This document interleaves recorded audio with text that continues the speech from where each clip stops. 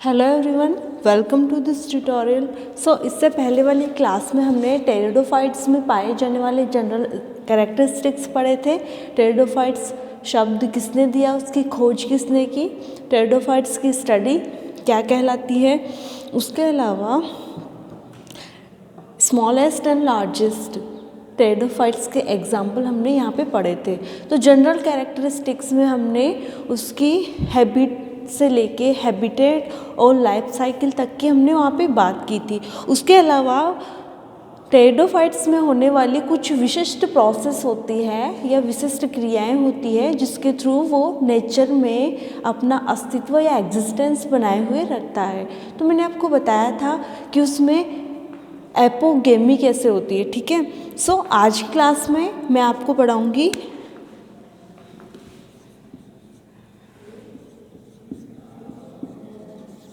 Apospory.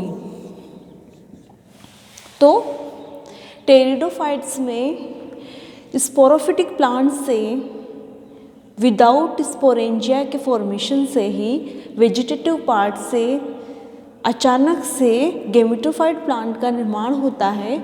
तो ये process apospory कहलाती है। तो सिंपल वर्ड्स में क्या होगा कि टेरिडोफाइट्स में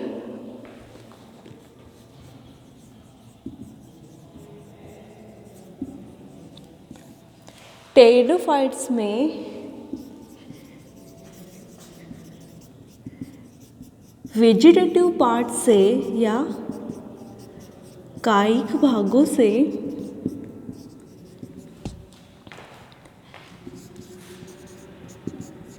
बिना स्पोरेंजिया निर्माण के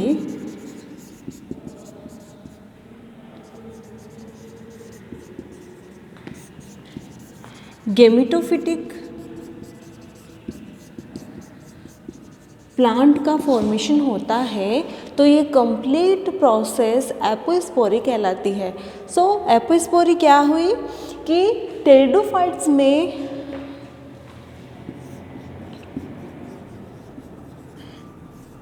स्पोरोफिटिक प्लांट से या टेरिडोफाइट्स में स्पोरोफिटिक प्लांट के कायिक भागों से बिना स्पोरेंजिया निर्माण के ही डायरेक्ट ही गेमेटोफिटिक प्लांट का निर्माण होता है। तो ये प्रोसेस एपोस्पोरी कहलाती है। तो एपोस्पोरी क्या हुआ कि ये जो टेरिडोफाइट्स प्लांट होते हैं, इन टेरिडोफाइट प्लांट्स में दो प्रकार की जनरेशन पाई जाती है, स्पोरोफिटिक एंड गेमेटोफिटिक। तो जो डोमिनेंट होती है, इसमें ज़्यादा लंबे समय तक जीवित रहने वाली जो जनरेशन होती है वो बीजाणुद्भिद या स्पोरोफिटिक जनरेशन होती है। ये जो स्पोरोफिटिक जनरेशन होती है वो होती है डिप्लॉइड। तो जब इस स्पोरोफिटिक प्लांट से या इस स्पोरोफिटिक प्लांट की वेजिटेटिव पार्ट से डायरेक्ट ही गेमेटोफिटिक प्लांट का निर्माण हो जाता है, तो यह प्रोसेस कहलाती है एपोस्पोरी। एपोगेमी में इसके अपोजिट होता है, उसमें गेमेटोफिटिक प्लांट से स्पोरोफिटिक प्लांट का निर्माण होता है और इसमें स्पोरोफिटिक प्लांट से गेमेटोफिटिक प्लांट का निर्माण होता है। जिस प्रकार से एपोगेमी में प्लांट हैप्लॉइड प्राप्त हो रहे थे, वहीं जहाँ एपोगेमी में प्लांट हैप्लॉइड प्राप्त हो रहे थे। क्यों हो रहे थे? क्योंकि हैप्लॉइड गेमेटोफिटिक प्लांट से स्पोरोफिटिक प्लांट का निर्माण हो रहा था। लेकिन इसमें उसका अपोजिट हो रहा है, इसमें डिप्लॉइड स्पोरोफिटिक या बीजाणुद्भिद पादप से हैप्लॉइड गेमेटोफिटिक प्लांट का निर्माण होता है। तो इसमें क्या है, हैप्लॉइड नहीं है, क्योंकि ये जो स्पोरोफिटिक प्लांट होता है वो डिप्लॉइड होता है। तो इससे बनने वाला गेमेटोफिटिक प्लांट भी कैसा होगा, डिप्लॉइड। और जहाँ एपोगेमी की अगर मैं बात करूँ तो एपोगेमी में हैप्लॉइड गेमेटोफिटिक प्लांट से स्पोरोफिटिक भी हैप्लॉइड प्राप्त होगा। ठीक है, तो ये बेसिक डिफरेंस आप ध्यान रखना।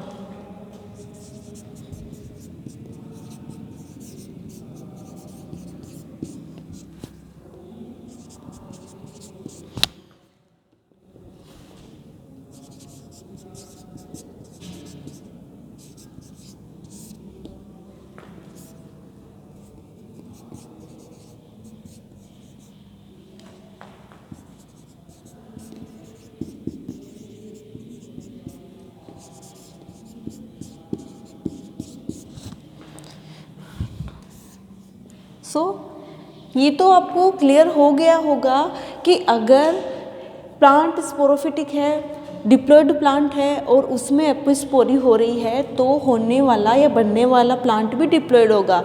तो एपोस्पोरी और एपोगेमी में बेसिक डिफरेंस क्या है कि एपोगेमी में गेमिटोफिटिक प्लांट से स्पोरोफिटिक प्लांट का निर्माण हो रहा था, क्योंकि गेमिटोफिटिक प्लांट हैप्लॉयड होता है तो उससे बनने वाला स्पोरोफिटिक प्लांट भी हैप्लॉयड ही होता है। और एपोस्पोरी में क्या हो रहा है कि स्पोरोफिटिक प्लांट से गेमिटोफिटिक प्लांट का निर्माण हो रहा है, तो डिप्लॉयड से डिप्लॉयड ही गेमिटोफिटिक प्लांट का निर्माण होगा। और जनरली अगर हम टेरिडोफाइट्स में सामान्य अवस्था में जनन देखें तो जो स्पोरोफिटिक या बीजाणुद्भिद पीढ़ी होती है वो डिप्लॉयड होती है और युग्मकोद्भिद पीढ़ी हैप्लॉयड होती है। तो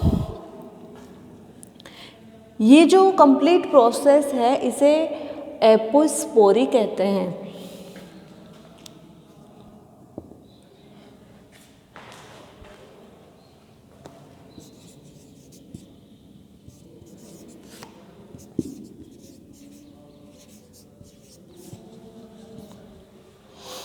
ये जो एपोस्पोरी की खोज है ड्रू एवेरी ने की थी, कौन से टेरिडोफाइट प्लांट में?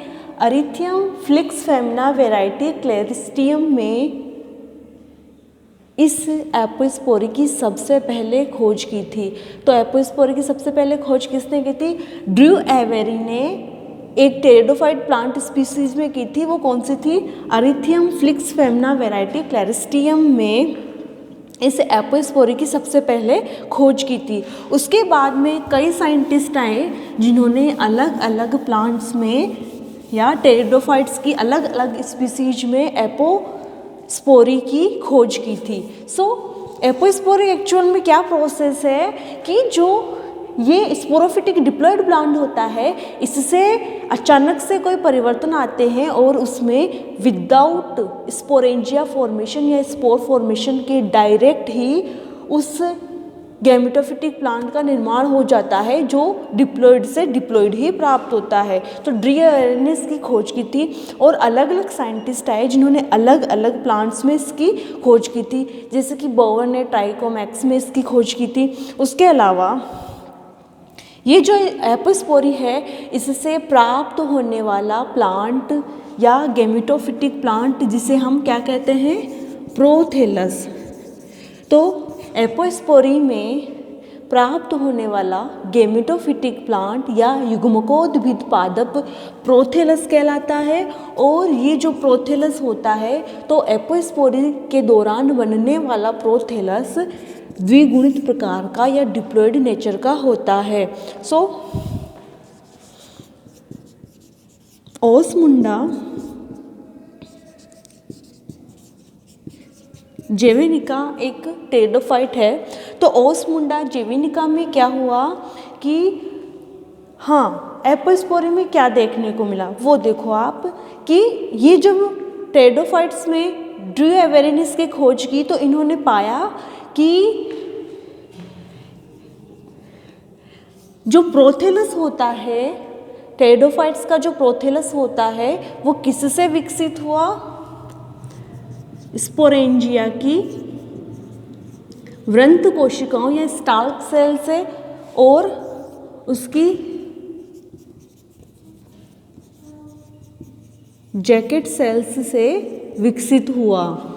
तो जब इस एपोस्पोरी की टेरिडोफाइट्स में खोज की गई तो जो साइंटिस्ट थे उन्होंने क्या देखा? ड्रू एवेरी ने देखा कि जो इसमें प्रोथेलस बनता है, टेरिडोफाइट्स का जो प्रोथेलस बनता है वो स्पोरेंजिया की वृंत कोशिकाओं या स्टाल्क सेल से विकसित हुआ या फिर जैकेट सेल से उस प्रोथेलस का निर्माण हुआ। तो उसने ये निष्कर्ष निकाला कि टेरिडोफाइट्स में एपोस्पोरी नाम की कोई प्रोसेस होती है जिसके द्वारा डिप्लॉयड स्पोरोफिटिक प्लांट से डिप्लॉयड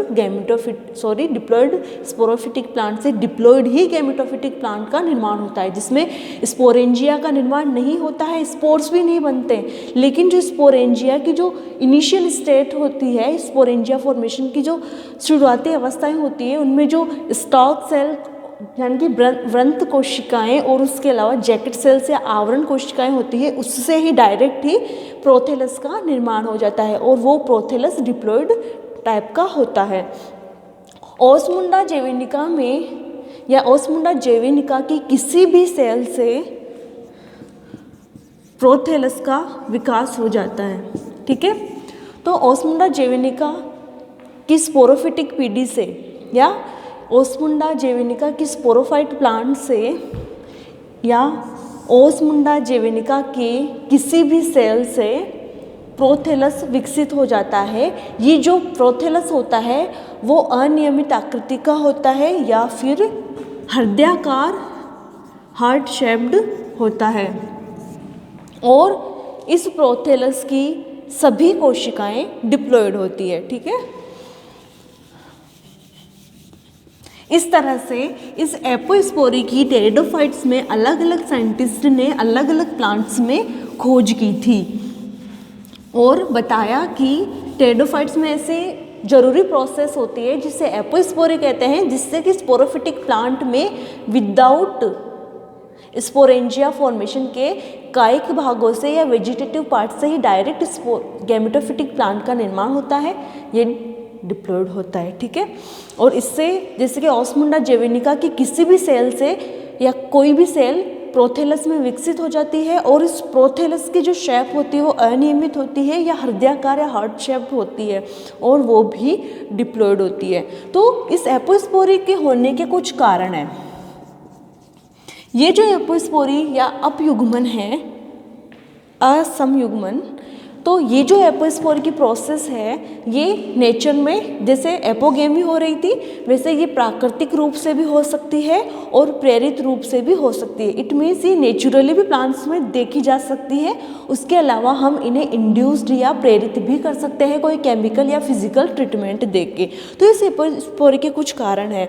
तो कल्चर मीडियम में इसके कुछ कारण की अगर मैं बात करूं कि एपोस्पोरी होती क्यों है टेरिडोफाइट्स में, तो इसके रीजंस क्या हैं कि जो संवर्धन माध्यम होता है जिसे कल्चर मीडियम कहते हैं, उस कल्चर मीडियम में पोषक पदार्थों की अधिकता या कमी कर दी जाए तो ये इस बात पे निर्भर करती है कि हम कमी या अधिकता कर रहे हैं तो कौन सा जो सप्लीमेंट होता है, या मैं यूँ बात करूँ कि कल्चर मीडियम में पोषक पदार्थों की अधिकता या कमी इस बात पर निर्भर करती है कि बनने वाला टेरिडोफाइट प्लांट हैप्लॉइड होगा कि डिप्लॉइड होगा, अर्थात वो गैमेटोफिटिक होगा कि स्पोरोफिटिक होगा।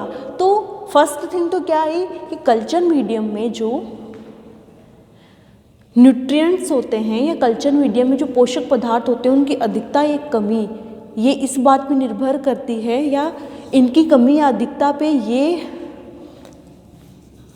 बात आ जाती है कि बनने वाला प्लांट स्पोरोफिटिक होगा कि गैमेटोफिटिक। तो ये किस पे निर्भर हुआ, कल्चर मीडियम में होने वाले पोषक पदार्थों पे। पोषक पदार्थों की कमी या अधिकता होगी तो उस बेस पे ही प्लांट स्पोरोफिटिक या गैमेटोफिटिक बनेगा। उसके अलावा मेहरा ने ये बताया कि जो स्पोरोफिटिक प्लांट होते हैं, इन स्पोरोफिटिक प्लांट में अगर हम शुगर की अधिकता कर दें या सुक्रोज या ग्लूकोज की अधिकता कर दे तो वो प्लांट स्पोरोफिटिक होगा, और अगर सुक्रोज की कमी कर दे तो प्लांट गैमेटोफिटिक होगा। ठीक है, उसके अलावा ओस्मुंडा की एक स्पीसीज में ये देखा गया कि जो कल्चर मीडियम में हम एक्सप्लांट लेते हैं, करतोतक लेते हैं, अगर वो एक या दो पत्तियों युक्त है तो उससे डायरेक्ट ही प्रोथेलस विकसित होगा। जो प्रोथेलस क्या होता है, गैमेटोफिटिक। ठीक है, तो एक तो न्यूट्रिएंट पदार्थ, एक होता है सुक्रोज।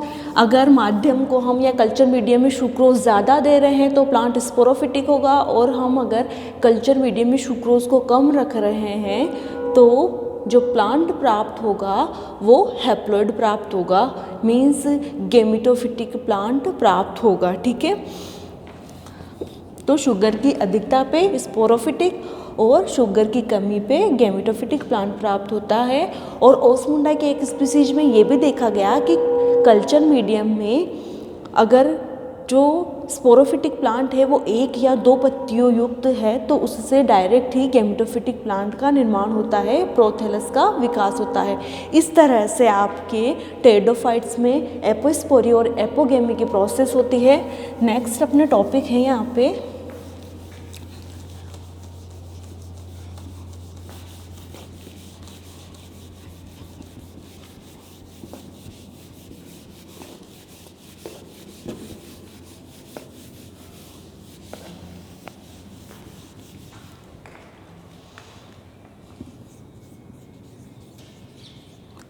स्टिलर सिस्टम इन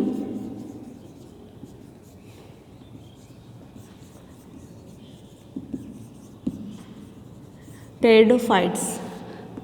तो टेरिडोफाइट्स का संवहन तंत्र या स्टिलर सिस्टम इन टेरिडोफाइट्स।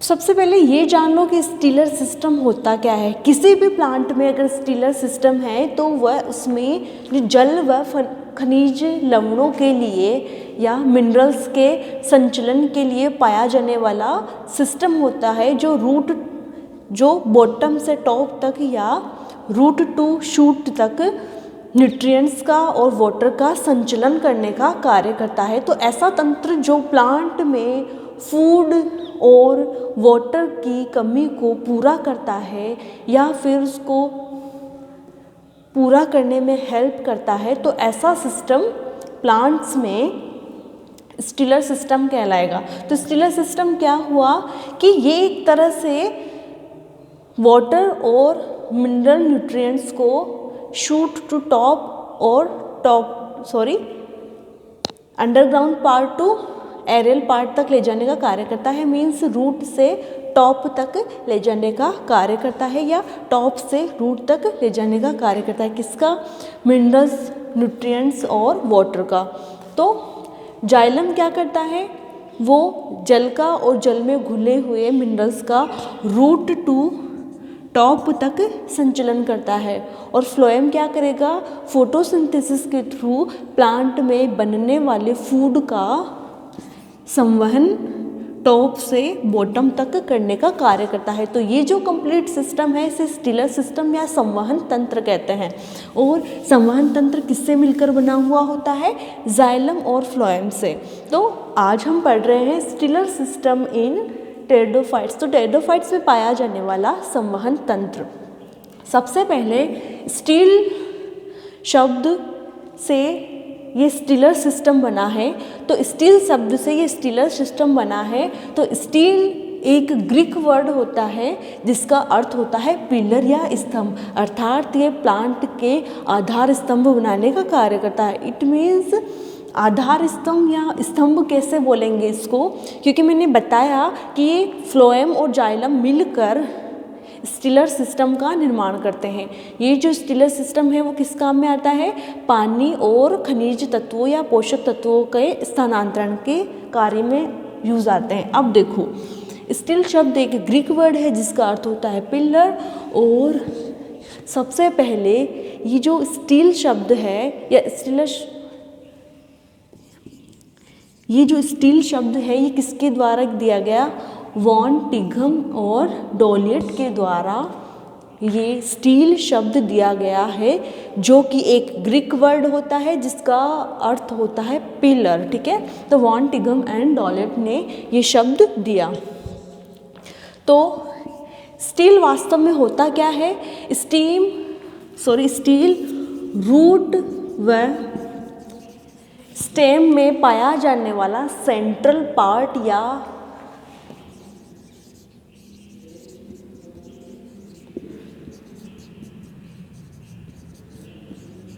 केंद्रीय भाग होता है जो जाइलम और फ्लोएम से बना हुआ होता है। सो स्टील क्या होता है कि स्टील रूट या स्टेम में पाया जाने वाला सेंट्रल पार्ट या केंद्रीय भाग होता है जो जाइलम व फ्लोएम से मिलकर बना हुआ होता है। अर्थात अदर वर्ड्स में अगर मैं बोलूँ तो रूट व शूट के सेंट्रल पार्ट का निर्माण जिन तत्वों से मिलकर होता है उसे स्टील कहते हैं। ये तत्व कौन कौन से होते हैं? जाइलम और फ्लोएम। सो ये तो बात हुई स्टील की। स्टील एक्चुअल में होता क्या है? तो स्टील किससे मिलकर बना हुआ होता है? जाइलम और फ्लोएम से। तो ये जो जाइलम और फ्लोएम होता है ये पेरिसाइकिल से घिरे हुए होते हैं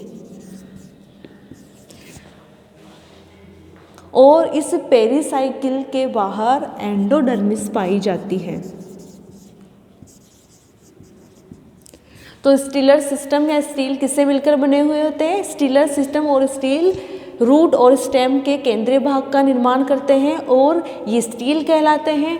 ये जो स्टील होते हैं वो पेरिसाइकिल से घिरे हुए होते हैं और पेरिसाइकिल के बाहर एंडोडर्मिस पाई जाती है। ठीक है, तो इस तरह से ये सेंट्रल पार्ट का निर्माण करते हैं। और रूट और स्टेम के अलावा भी स्टीलर सिस्टम लीफ में भी पाया जाता है। ये नहीं है कि मैंने यहाँ बता दिया कि रूट और स्टेम में पाई जाती है, उसके अलावा कहीं नहीं पाई जाती।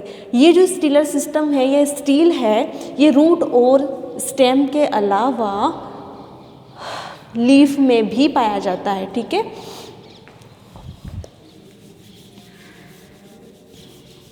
ये जो स्टील है इसे टेरिडोफाइट्स में 6 प्रकारों में बांटा गया है। तो स्टीलर सिस्टम को टेरिडोफाइट्स में 6 भागों में डिवाइड किया गया है।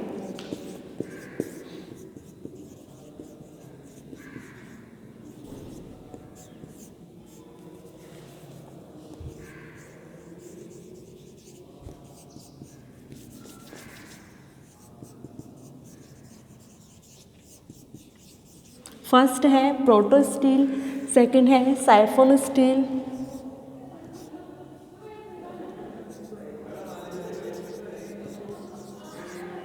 थर्ड है सोलिनो स्टील, फोर्थ है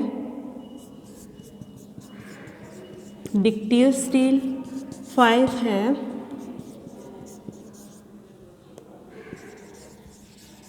पॉलीसाइक्लिक स्टील और 6 है पॉलीस्टील।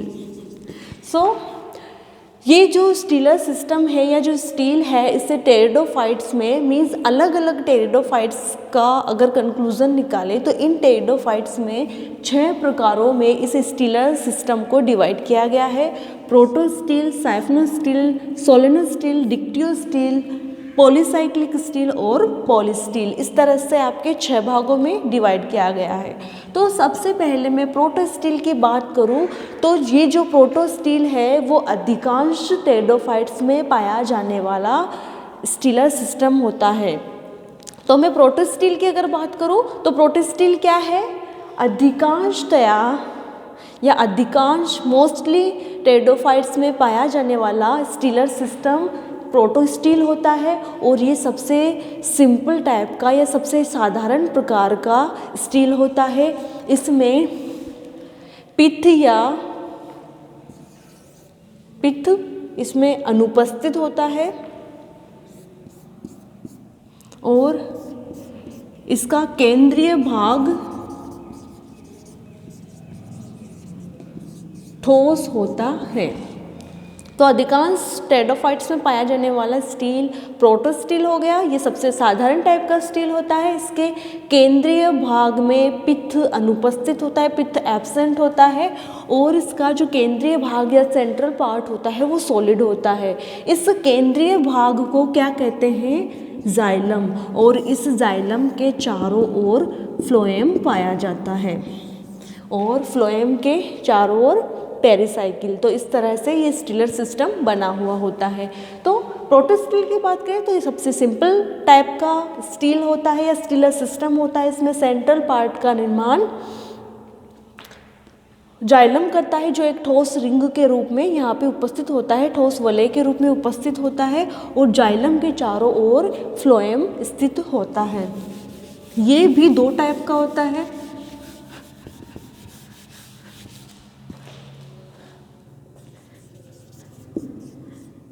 हैप्लोस्टेलिक प्रोटोस्टिल और एक्टिनोस्टेलिक प्रोटोस्टिल। तो इसे भी आगे दो भागों में डिवाइड किया गया है, हैप्लोस्टेलिक स्टील और एक्टिनोस्टेलिक स्टील। तो देखो हैप्लोस्टेलिक स्टील में जैसे कि मैंने अभी बताया कि इसमें पाया जाने वाला सेंट्रल पार्ट या केंद्रीय भाग का निर्माण जाइलम करता है और ये जो जाइलम होता है वो ठोस वलय या सॉलिड रिंग के रूप में प्रेजेंट होता है जिसके बाहर फ्लोएम पाया जाता है। तो इस प्रकार का जो स्टील होता है उसे हैप्लोस्टेलिक प्रोटोस्टील कहते हैं। और जो टाइप 2 है एक्टिनोस्टेलिक स्टील, तो इसमें क्या होता है कि इसमें